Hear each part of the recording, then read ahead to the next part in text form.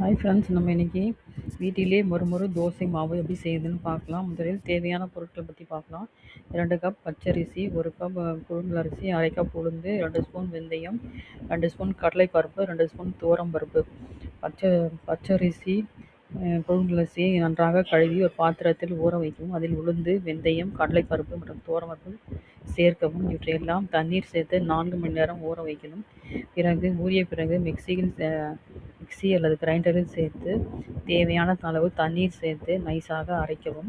அந்த அரைத்த மாவை பெரிய பாத்திரத்தில் ஊற்றி சுமார் 4 மணி நேரம் புளிக்க வைக்க வேண்டும். பிறகு தோசையில் தேவையான அளவு உப்பு சேர்த்து நன்றாக கலக்கவும். இப்போது அடுப்பில் தோசைக்கல் சூடானதும் ஒரு கரண்டி மாவை ஊற்றி பரப்பவும். சிறிது எண்ணெய் அல்லது நெய் ஊற்றி மிதமான தீயில் வேக விடவும். சில நிமிடங்களில் ஒரு சுவையான தோசை தயாராகிடும். இந்த தோசைக்கு தேங்காய் சட்னி, சாம்பார் அல்லது மிளகாய் பொடியுடன் சாப்பிட்டால் மிகவும் சுவையாக இருக்கும்.